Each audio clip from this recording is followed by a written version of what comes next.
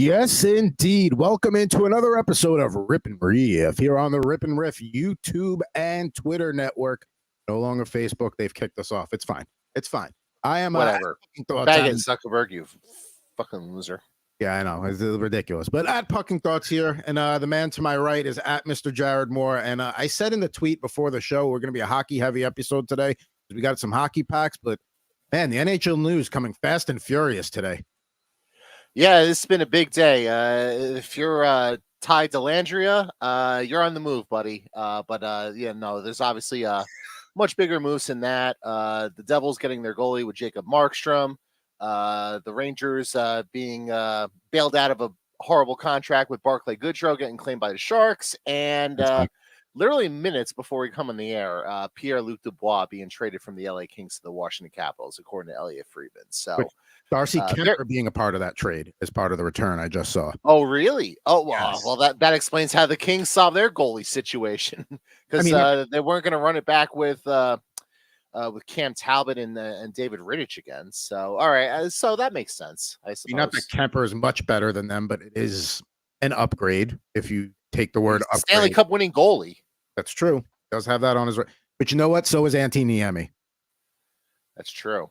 So, keep that in mind too. But yeah, so like, and then yesterday, the Vancouver Canucks signed Filip Hronek to a 8-year, $58 million deal too. So like, more things seasons upon us. Filip Hronek makes almost $7.4 million a year. God bless this stupid league. That was almost going to be my rip and rant today, but I think I'll save that for Total Hockey Now, which is coming up after at 5 p.m. Eastern, 2 p.m. Pacific today, with Christopher Murray and Anthony Rivera, who I'm sure is excited about the Devils acquiring Jacob Markstrom. I'd like to get your thoughts here. Now, I know you can go to allaboutthejersey.com to get Jared's full thoughts on this, but just a quick take here on the Devils addressing a need. Yeah, so I did write about the trade. I also wrote like 8,300 words yesterday that are now moot about like potential free agency plans and whatnot, and crafted all these various scenarios. And it's just like, all right, well, I guess the big dominoes now fallen with the Markstrom trade. It's a trade they had to make. They had to upgrade at the goalie position. The reality is you're not getting a Jeremy Swayman or Igor Shesterkin or whoever via trade. Like, this is the tier goaltender you're going to have to sort of target. And it was basically that, or Linus Ullmark, who has his own no trade protection, who may or may not waive it for New Jersey, and UC Saros, who may or may not even be traded, because Nashville's been saying all the right things about wanting to extend him. So they made sure that they were not going to enter the season with a situation like last year where you have Vitek Vanacek and a couple of unproven goalies, which I think was essential for a team that, for however many years now, 3 of the last 4 years, their season's been completely derailed because of goaltending. And you can go even further back than that, like the last couple of years of the Corey Schneider contract. So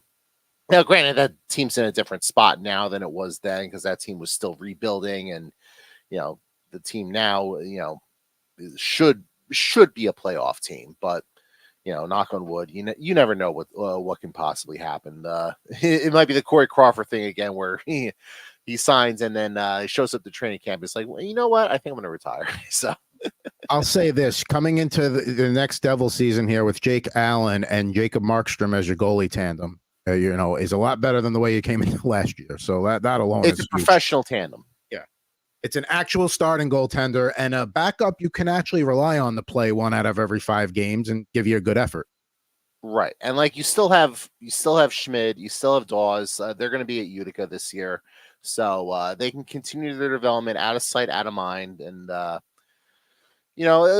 be curious to see how the team just looks in general under a different coaching, system with, my thoughts on Lindy Ruff are very much out there. I think defense is very much optional with a Lindy Ruff system, and that they set up the goalies to fail with their lack of attention to detail defense. I'm not saying that Sheldon Keefe's going to be a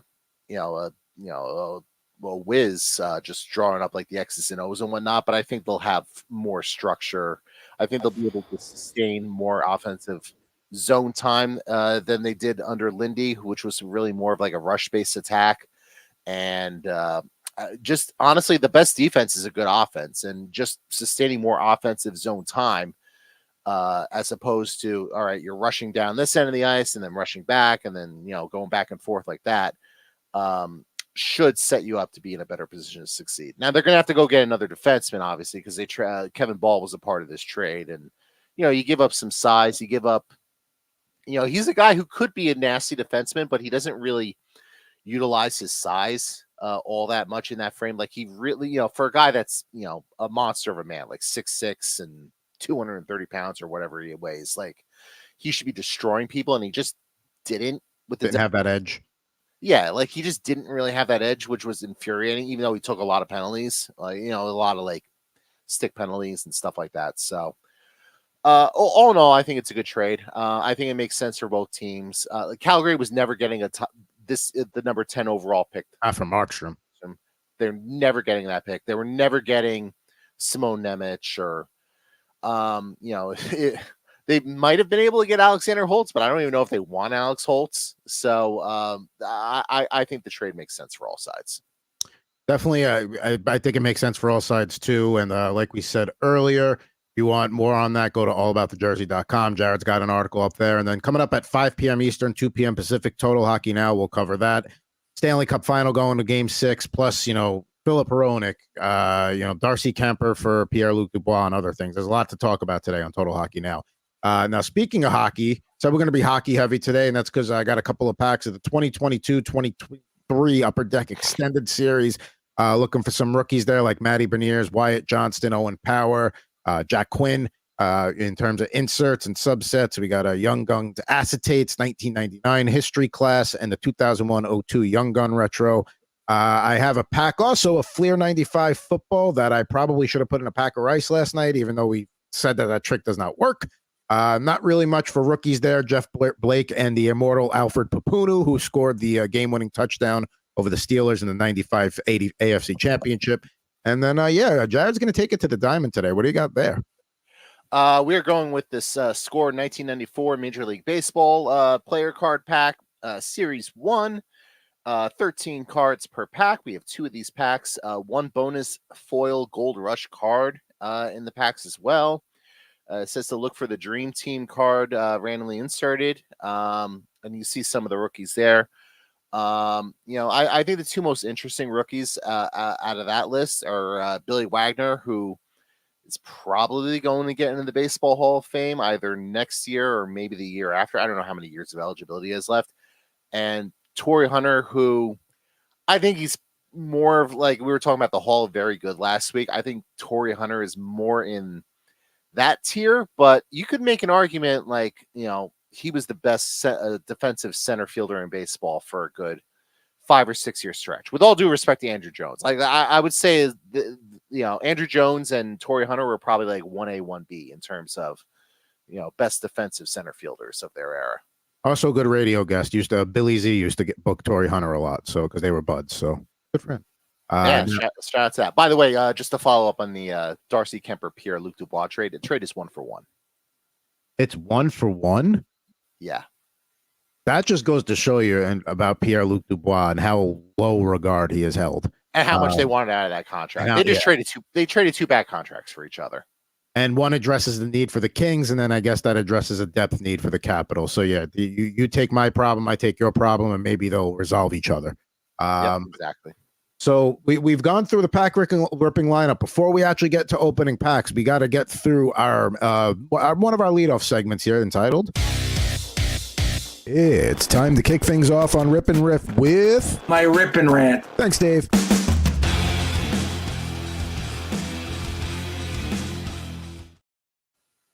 All right, so we each have one. They're both basketball related. Go figure. How about that? When is that going to happen again? Do you want to? Well, I mean, we're not going to be able to talk much basketball moving forward, just because, congrats to the Celtics. I guess they won the NBA Finals the other day. I don't really care that a Boston team won a championship, but shout out to them and their fans. Shout out to Eric Fenton, who's probably celebrating somewhere by running a half marathon. Probably, and out with his dog. He's probably like, he's probably listening to like old Celtics games, like on his like iPod, on his iPhone. Like he probably has them recorded, and there's definitely some sort of like Pistons Celtics game from the '80s, like downloaded that he listens to with Tommy Heinsohn on the call. So you know what? Since we talked about Dallas, Boston, I'll go first, and then we'll transition to yours. And mine's kind of like bringing it back from a few weeks ago. Celtics win the series in 5. Dallas obviously clinched the Western Conference. There was a little bit of a thing there when Luka Doncic was having a beer after clinching the conference, and Michael Finley, kind of the VP of ops for the Mavericks, kind of just casually walked over and grabbed the beer can and walked away from it, as for saying, kind of sending a message like, hey, the job's not done yet. And I certainly get that. You don't celebrate a Western Conference victory, but especially in the NBA, teams tend to run conferences for a couple of years at a time. And if you're not one of those teams, you really don't have a chance of getting to the finals. So just getting to the NBA finals in itself is an accomplishment, and I think is worth celebrating. Now, when I say celebrating, I don't mean, big old locker room party where they got to put the plastic over the cubbies so that way nobody's stuff gets drenched in champagne, beer, whatever the case may be. I'm not talking about that, Kobe clip on Jimmy Kimmel when the Lakers snapped like an 8-game losing streak in the regular season. They were partying like crazy, and Kobe's like, that nonsense wouldn't happen under my watch. No. We're talking about a guy who played however many minutes he played that night. Big step in his career. Just want to have a cold beer after a hard night's work. It's not all that different from anybody else that works a hard day and comes home and wants to have a beer, a glass of wine, a smoke, whatever the case may be. And I just thought that was a little much. It wasn't like he was out partying. He wasn't making a big deal about it. He wasn't going, oh, woo, look, it's me. Poor guy's just standing there trying to have a beer after a game, and to have it taken away. I mean, listen, it not to say it ruined it, but like Luka may not get that far again. Enjoy the moment. There's something to be said about enjoying the moment, but still having goals. And I don't think Luka was doing anything wrong there. And look, you don't win the finals, and maybe you never get back. All right, you make a very good point. I'm going to provide a counter argument. Please. Job's not done. Job's not done. Job's not done. And look, I totally get what you're saying about, it's not like they're having the champagne bath and all that sort of stuff. And, it's just unwinding after the game with a beer. Michael Finley's grabbing the beer out of his hand.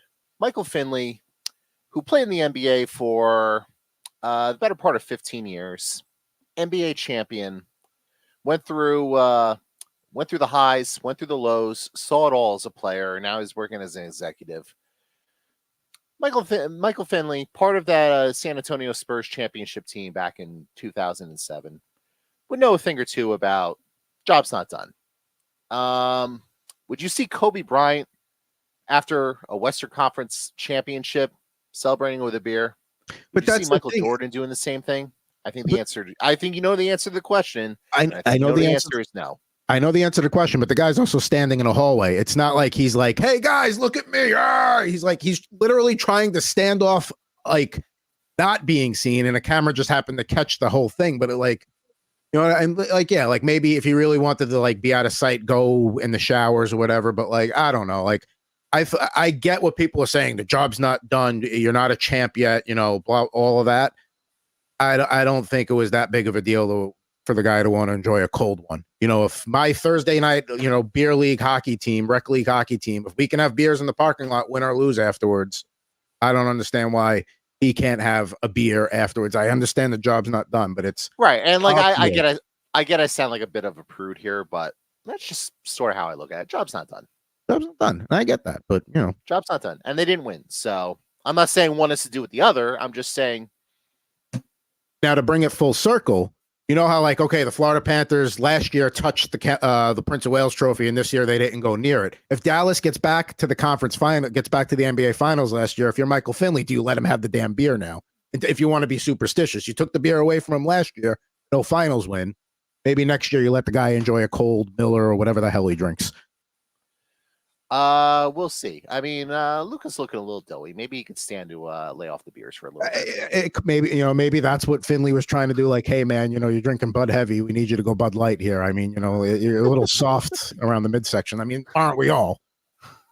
Exactly. He looks like he enjoys an adult beverage from time to time, and he's earned it, I suppose. So, That's neither here nor there. All right, so my Rip and Rant. And this is a trend that we've seen a lot in sports and covering sports. And the latest instance of it happened this week when longtime Golden State Warriors player Klay Thompson unfollowed the team on social media, unfollowed everybody, deleted all mentions of the Golden State Warriors.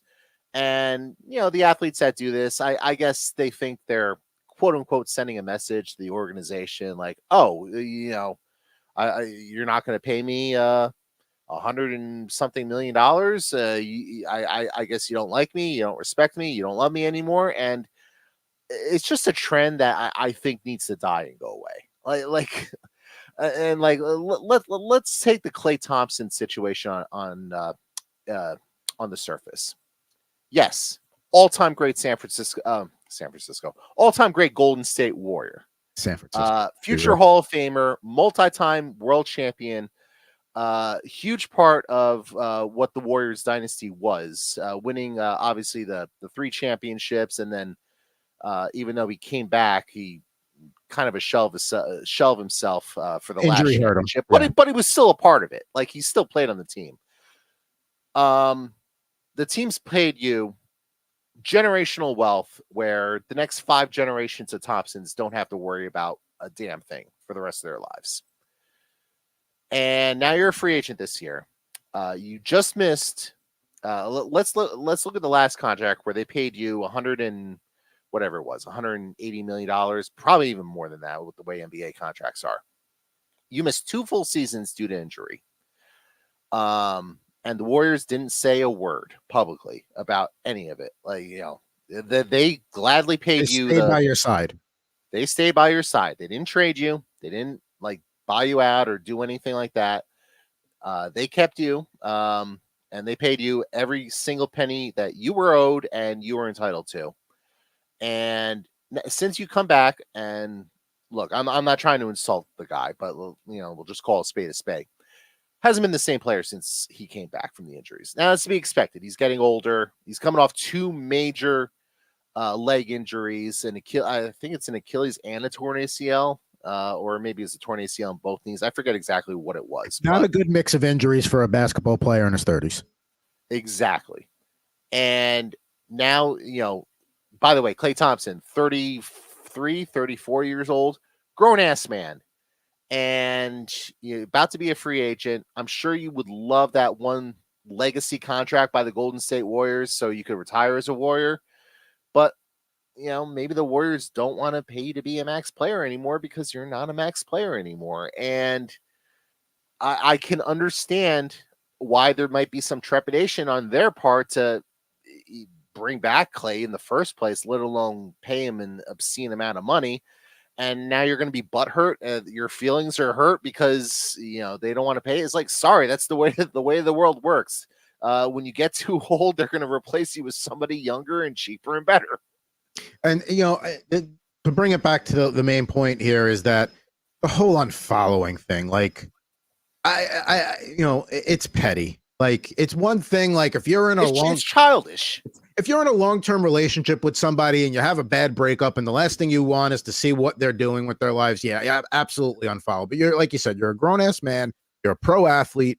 What message are you sending by unfollowing the team? It's just I get the message you're trying to send, but it just looks petty. To me, it takes more effort to go through and unfollow whoever you have to unfollow. Just leaving it alone. That's all. Exactly. So. You want to it's just, come on. He's not the only one. We see guys we see guys in the NFL and the NBA do this all the time, and it's in basically every case is absurd. There are very few instances where it's unless it's a miserable bad breakup between the player and the team or something like that. It's petty nonsense, but it's also that's how it is in the social media world. Well, you and I are on social media. Neither one of us would consider ourselves, social media savants, but it's a stupid, petty trend and it needs to go away. Agreed. We didn't agree on the last Rip and Rant. We agree on this one. How about that? So nice when we agree. All right. So it is nice when we agree. It's nice when we disagree too. Now we said it would be a hockey heavy episode. So should we get going with some 2022-23 extended series here? Sure. Let's hope Pierre Luc Dubois and Jacob Markstrom and Darcy Kemper are all in this pack. Oh, that man, wouldn't that be something? That would be some pull. So I've got 2 of those packs too. So we got 16 chances to get some newsworthy guys here. Yeah, don't forget Barclay Goodrow and Ty Dellandrea. I like those moves. Here's why. Dellandrea, because you need to start filling out your roster. You need to. I don't hate that move for the. I don't hate that move for the Sharks. I just don't get, and I like Barclay Goodrow. He's a fan favorite. You know, he's. I get it. It's not ideal, but and we have for the first time the scissors aren't working. There we go. Finally. I just feel like with Barclay Goodrow, like if you're the San Jose Sharks, you shouldn't be taking on other teams' bad contracts for free. And like maybe there's some sort of handshake agreement, quote, side deal that between the Rangers and the Sharks that'll get announced at some point the next few days where it'll be like, all right, I guess this kind of makes sense. And putting Goodrow on waivers was just a way of circumventing his no trade protection. But I mean, know. If I'm Mike, it further supports my theory that Mike Grier doesn't know what the hell he's doing. See, I disagree. I think he knows exactly what he's doing, and I love what he's doing. And like, listen, I get it. Like, you don't bail other teams out, but you also GM your own team, and if it happens to help somebody else out, whatever. Like, he's focused on his team. The Rangers and the Sharks are on polar opposite ends of the competitive spectrum right now, and polar opposite ends of the country conference. I mean, literally, I don't think he cares like if he's helping the Rangers or not, and. You know, there is the whole scratch my back, scratch your back thing. Maybe down the line, hey, I did you a favor. Maybe you could throw in an extra 6th, 7th round pick in a future trade. You know what I mean? Like there's that aspect of it too. I did finally get the pack open. That took long enough. We got Freddie Anderson here, pictured in his All-Star jersey with the Hurricanes. Another goalie who theoretically could be on the move this summer. I know he has a year left on his deal, but I know Carolina was one of those teams that was sniffing around the periphery of trying to acquire a goaltender. So, and now that Markstrom's off the market, now we're gonna be kind of, I'll be very curious to see what happens with the Ullmark situation. And you have these other teams that are looking for a goalie, like Detroit, Ottawa, maybe Carolina. LA, obviously, they just got Kemper in that deal. So very curious to see what happens. All right. Next up, we got another All-Star jersey here. Nick Suzuki from the Canadians. Shout out Christopher Murray at Fuzzy Chris 91. He loves Suzuki. Good year for Suzuki. By the way, how funny is it that the Capitals just bought Cap Friendly and they traded for one of the worst contracts in the league? Yeah, excellent connection.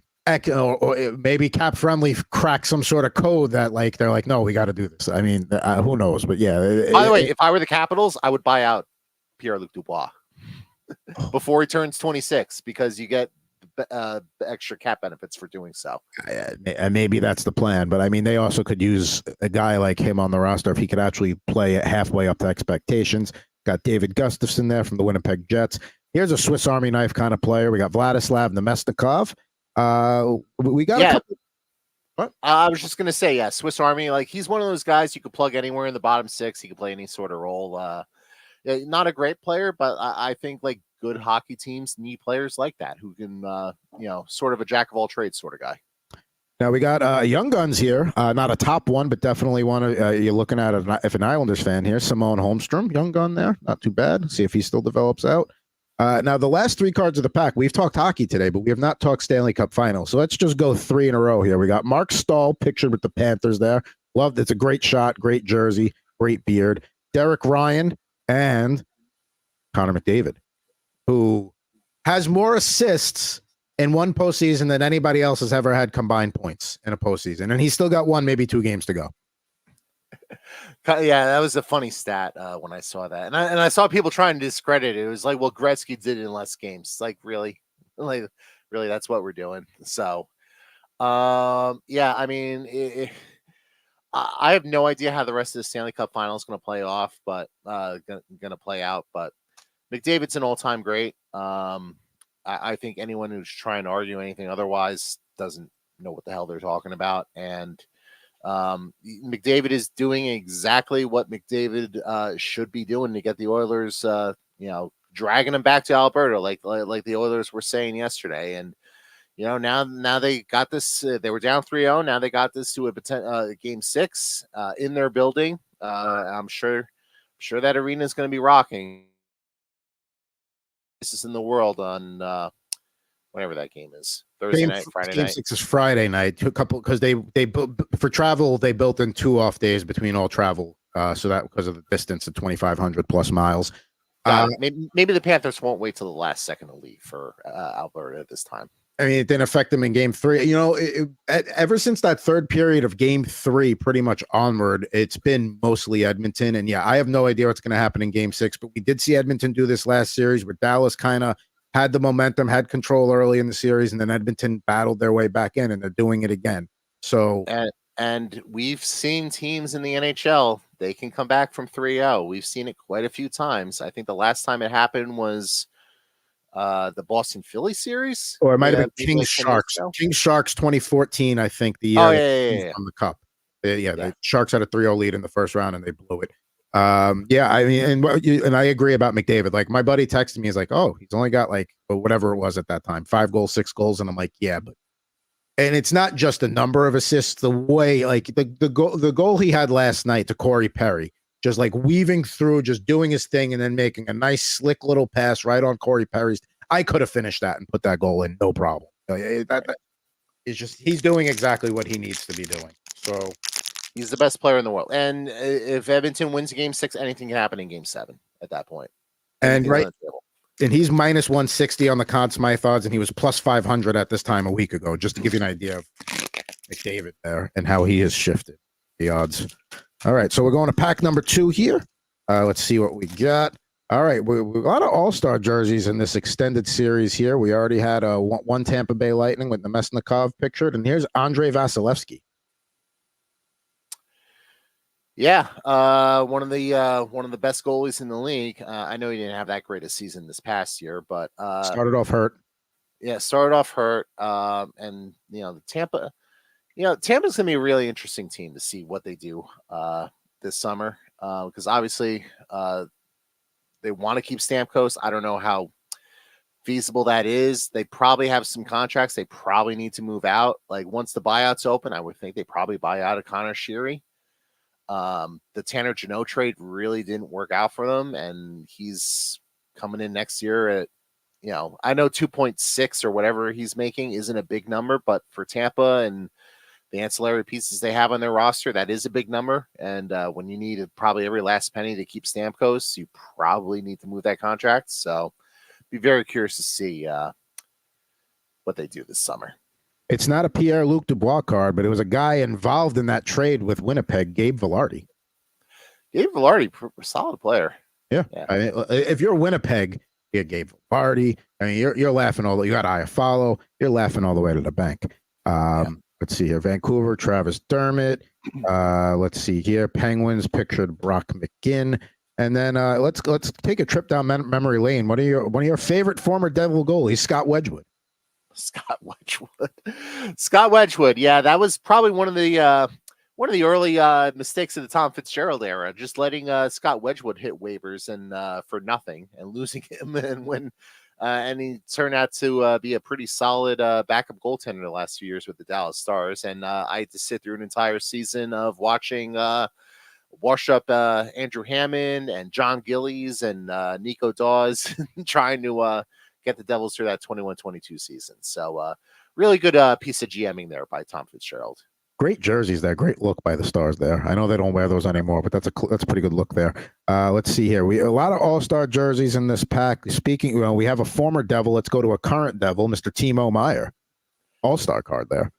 Yeah, I think Timo Meier's going to have a really big year this year. I mean, he had so many injuries this past year. Hopefully the Devils just get better injury luck. Between that and getting Markstrom, there's really no reason why they shouldn't be a playoff team next year. And they haven't done anything else with the roster yet this summer. And, Fitzgerald has said, like, I know what this team needs. And I don't think it's an open secret that the Devils are a bit of a soft team. I think there's a reason why they went out and gave Curtis McDermott 3 years and $1.1 million or whatever he makes. So I think they're going to try to find some supporting cast guys who are going to make them tougher to play against. Yeah, and here's if you're a fantasy player like Timo Meyer's draft value last year, you're going to be able to probably get him a little bit later this year. That's going to be a good find for you if you get that. I mean, he's a potential 40 goal. Yeah, he's a potential 40 goal scorer. And depending on what line he plays on, like he's either going to play with their best defensive center in Nico Hischier, or he's going to play on a line with Jack Hughes and just go nuts. And the thing is about those 40 goals, probably about 15 plus of those are coming on the power play too. So now we got 2 more cards to go here. We may as well keep the All-Star series going here. Potential future cornerstone of the Utah Hockey Club, Clayton Keller. Yeah, that's a team that's a blank canvas going into the summer, and they're going to be looking to make some splash moves. I don't know what they necessarily have in mind, but they have so many draft picks they can trade to get guys on the roster, and that's a team that really should be very active this summer. Well, they have ownership that actually wants the team to do well and is willing to put money into the team because they have money to put into the team. So we'll how about that? It's amazing what happens when you get ownership that actually is not incompetent and doesn't plan on building an arena somewhere where they don't have, enough water supply to go around for where you want to put the arena. Good work there. And to wrap up the pack, we got Roman Josi here, a little parallel there. Probably probably the best all-around defenseman in the game. I would make the argument. Yeah, perennial Norris contender. I like the way you phrase that. Best all around. Ton of experience. Huge part of that Nashville team and what they do. He's right there on that same tier with guys like Makar, Fox.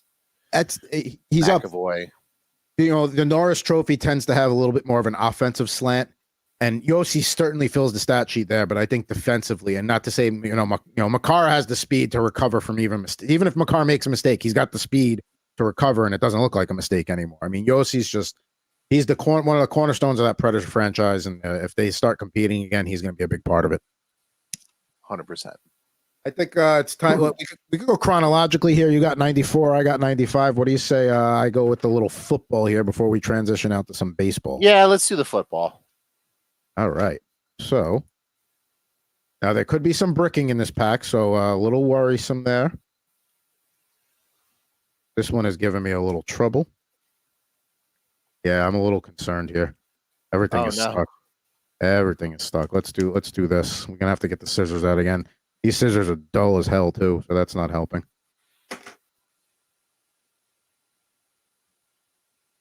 We gotta get the big scissors now. There we go.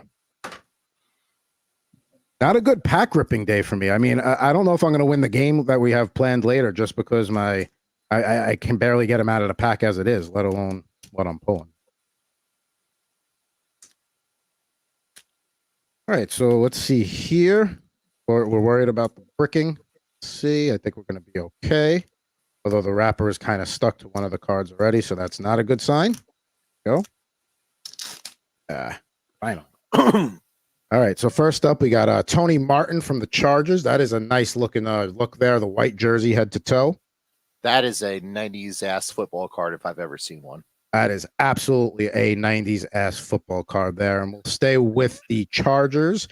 We got Leslie O'Neal, who was a big beast of a defensive lineman back in his day. Let's see here. What good stuff we got here? Oh, let's go here. Neil O'Donnell. Remember when the Jets decided to bring Neil O'Donnell in to save the franchise? And yeah, that didn't work out so well. Thanks, yeah, Pat who could Kerwin. possibly see that coming? Thanks, Pat Kerwin. Not at Sirius XM anymore. I can say that. We got Daryl Moose Johnston, one of the best fullbacks of all time, and nice guys. Yes. Not the order you're looking for. I would prefer nice guy and then one of the great fullbacks of all time. But yeah, shout out to Moose. And you know what? To go back to hockey for a second, when I believe a defenseman won the Lady Byng or was nominated for Lady Byng. As a defenseman, I never want to be nominated for the nice guy trophy. I'm sorry. It's just it doesn't go with the position.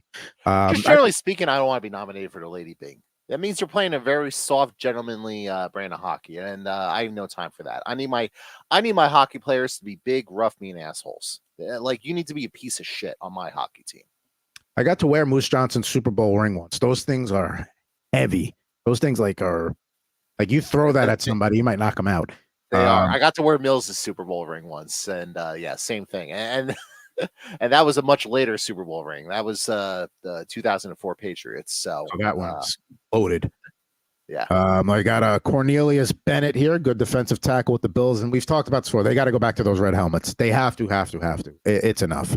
What else we got here? Speaking of nice jersey looks, we'll go back to back with the Buccaneers here. We got first up Martin Mayhew, who is a cornerback, and then the immortal Craig Ferguson at quarterback. Love those creamsicle looks there. And then we're gonna the next card here. I didn't know Craig Ferguson was a quarterback before he was a late night host. Yeah, but and yes, he's a multi-talented guy. I actually worked an interview with Craig Ferguson once. Super nice guy. Now here's a guy that you'll remember from your early days rooting for the Giants. We got an NFL prospects card here. Former Michigan running back Tyrone Wheatley. Yeah, Tyrone Wheatley. How about that?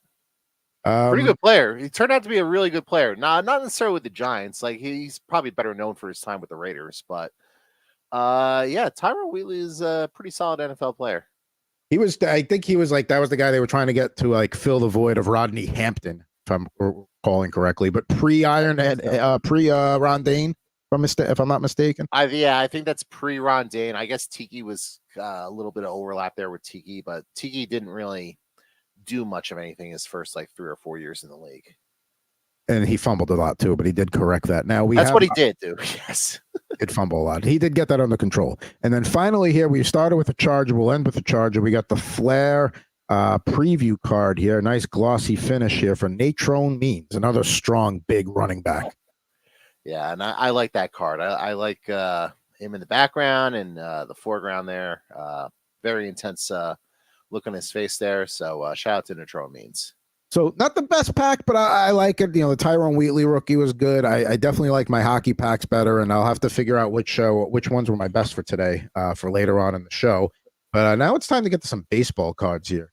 Yep. Unfortunately, the Rip N Riff East Coast Cam is out of commission because somebody was a big dumb idiot and forgot to charge his laptop. So it kind of is what it is, unfortunately. So we're gonna have to go without it. But we are going to start, and this is going to be one of those packs where, yeah, all the cards are sticking together. So you're going to have to bear with me. Probably need some rice for that. But we start with Dave Clark from your Pittsburgh Pirates. Shown here, it looks like during batting practice, just chilling out by the cage. It looks like he's checking something out. Maybe he saw a pretty lady in the stands. And you know what? Shout out to him. If I was a baseball player, I would be doing the exact same thing. Zane Smith from your Pittsburgh Pirates, mid-delivery right here. Remember Zane Smith, decent pitcher for the Pirates back in the day. It would be cool if there was an elbow. It always kind of grosses me out when you watch pitchers pitch and you see like all the torque in their elbow in slow motion. Oh, like all the muscle fibers just like rippling as I get.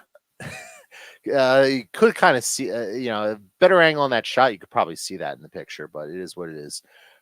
We have Jim Tatum, a 1993 rookie from the Colorado Rockies with what looks like a huge dip in his mouth.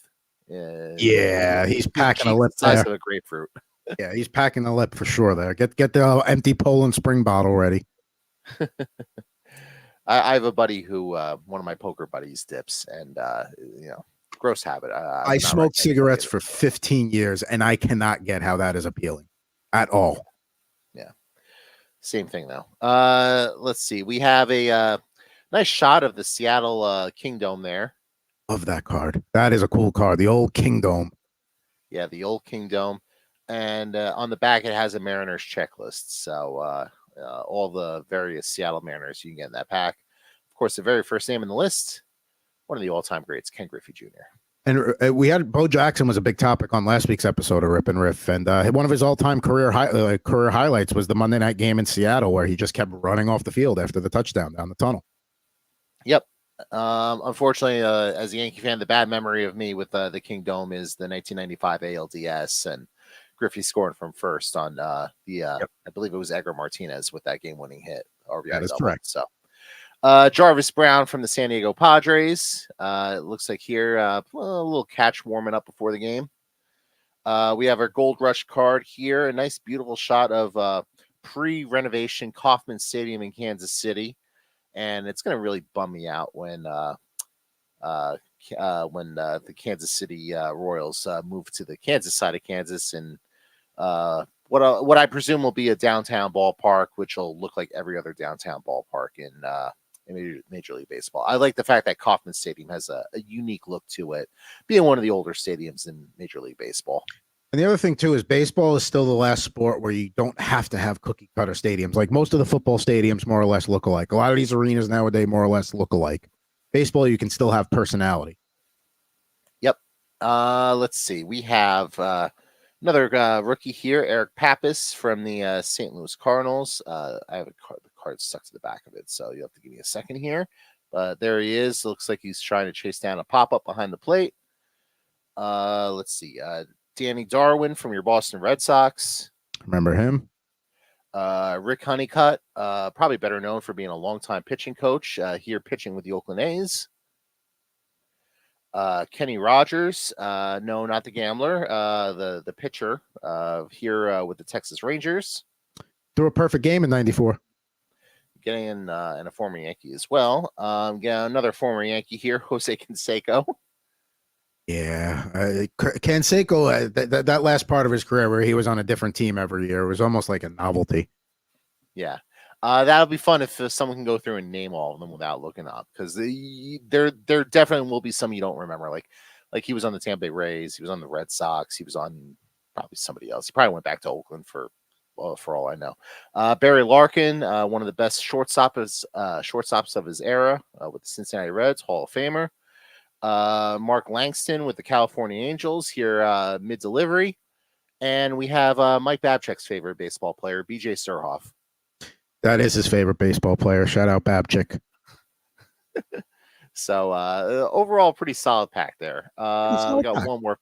Yeah, one more pack to go here. Hopefully we get one of those rookies, or maybe a better Gold Rush card than a stadium. But we start here with Mike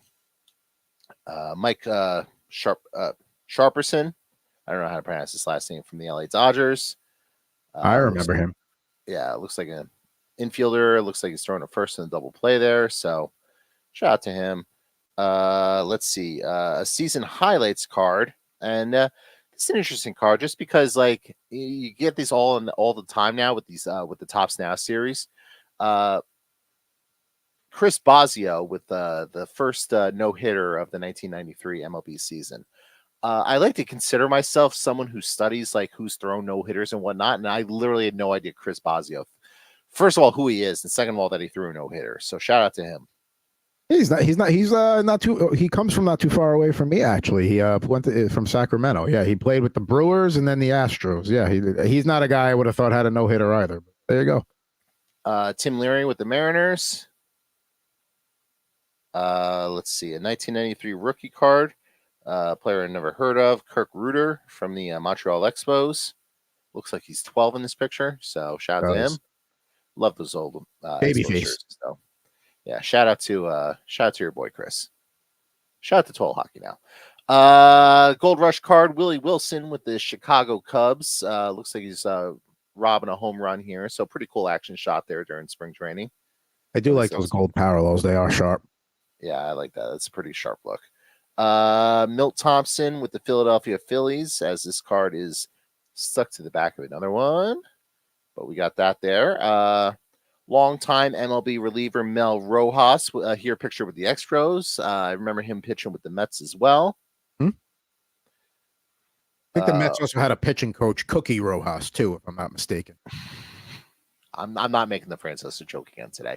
Jose Guzman with the Chicago Cubs. Sid Fernandez with the New York Mets. One of the largest asses in Major League Baseball history, Sid Fernandez. Well, you can see. I mean, look at that. That's a big boy right there. I remember watching him pitch as a kid, and man, I mean, it was like watching Homer Simpson pitch to a certain extent. Yeah, shout out to him. We love big asses on this show. Bill. Badunk. Bill Gullickson with the Detroit Tigers. Yeah, this episode's gone off the rails. Yes. We do get a Hall of Famer. I don't think it's quite a rookie card here, but we got Mike Messina here with the Baltimore Orioles. This must have been, a year 2 or 3 for him because he came up in 91 the first time. But, Hall of Famer Mike Messina. Want to know an interesting little fact about Mike Messina? He actually wore 42 in his rookie year before the league was retired across the board. Oh, really? Yeah, I did not know that. It might have been just a call-up number that he got, but that's cool. That's a cool little piece of trivia. So we got that, and we end this pack with a few heavy hitters for the era. Jack McDowell with the White Sox. Ken Griffey Jr. Of course. With, here laying down a bunt, which if you're Ken Griffey Jr., you don't need to bunt, buddy. You got the sweetest swing of baseball. You're going to hit 50 home runs one day. You don't need to bunt there. And Andres Galarraga with the Colorado Rockies. Big cat. There he is. One of the great nicknames. So, I don't know. Nobody really stands out for me as like, wow, that was a fantastic pull for this pack. But I don't know. Well, we wanted to debut something new today, and we're trying to like test names out for it. So, we both pull a few packs on the show here. So we're gonna call it. We wanted to call it something good, like who had the stronger pullout game today. Now I see why you were a little hesitant to use that now in the title. I get it now. If there's one thing I'm not known for, it's pulling out. So well, let's fix that a little. We specify ripping packs there. All right, the graphics were really funny. So there we go. So we'll specify just pulling packs here. Maybe we'll come up with a different name for it next week. But here's my submissions for today. I didn't have any strong standouts, but I like that Tyrone Wheatley prospect card. The Nature Means Flair preview card that you talked about, that you liked. And then anytime you pull a Young Guns, that's got to be up there, even though it's not the Young Guns we were hoping for. But I will take a Simone Holmstrom. Yeah, I think my nominees would be the 2 Gold Rush cards I have, and I'm going to pull them aside real quick just so you can get another look at them. The one of Kauffman Stadium, and the one of Willie Wilson. I think these are probably the 2 nicest cards that I pulled out. But I'm going to go with one of your picks. I think that I like that Tyrone Wheatley card, so that would be my vote for who wins the pullout game this week. There you go. So Tyrone Wheatley, former Giants and Raiders running back there. He certainly dominated when he was in Ann Arbor. Good card there. We got that out of a 1995 Fleer pack. So there you go. Oh, good stuff today. So I had the better pullout game today. We'll see who has a better pullout game next week. Oh, I think I know the answer to that one too. I already know the packs I'm doing next week. Well, next week we're off. So we're coming back the day before 4th of July. I'll have some American themed packs, which I'm very excited about. One of those packs will probably contribute some to this segment as well. So who had the stronger pullout. So we'll see. Now it's time for the starting lineup figure 5. We wrap every episode this way. Time to find out what sport we're going to do today, though. So let's take a look. The 1990 Collectors. Jackson just made my collection because Bo knows baseball. Will Clark, his lumber is lethal. Mitchell Grace, Madden, power hitters.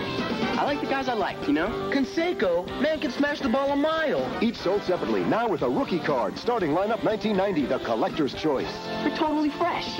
They're slamming. They're jamming. They're bad. I still don't get how Magic Johnson makes an appearance in a baseball one, but not the basketball commercial. I don't get it. Because Magic Johnson's one of the all-time great businessmen of our era. So shout out to him that he can manage to secure that sort of deal for something that really doesn't involve him. Good for him. Good for Magic. Now, as always, Jared, we know it's a baseball. Jared, a baseball player. Jared's got 5 questions to get the starting lineup unboxed. Otherwise, it goes back in the stash. And without further ado, it didn't freeze, although it did freeze when I tried to play the Price is Right sound effect before. So there we go. Is this player in the Baseball Hall of Fame? He sure is. He sure is. All right, so that already eliminates where I thought you might be leaning this week. So we will need to narrow this down a bit further. Is this player a World Series champion? He is a one-time World Series champion. All right, very nice.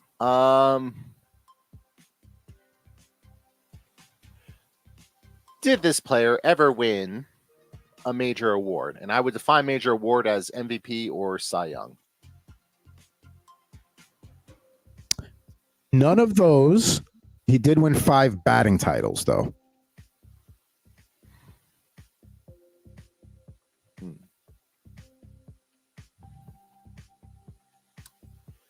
All right, so he won 5 batting titles. You gave me a little piece of information there. So, and he's also a 2-time Gold Glover, 8-time Silver Slugger. Is this player an outfielder? No. He's an infielder. Okay, well, maybe not necessarily an infielder, maybe a catcher, but Got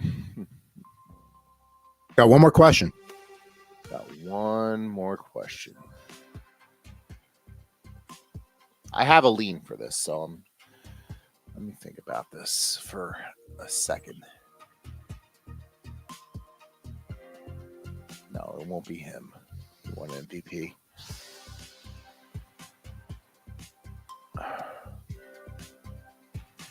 Did this player ever play for the New York Yankees?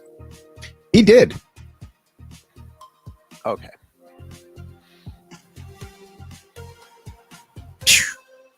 All right. The bet ended at a convenient time.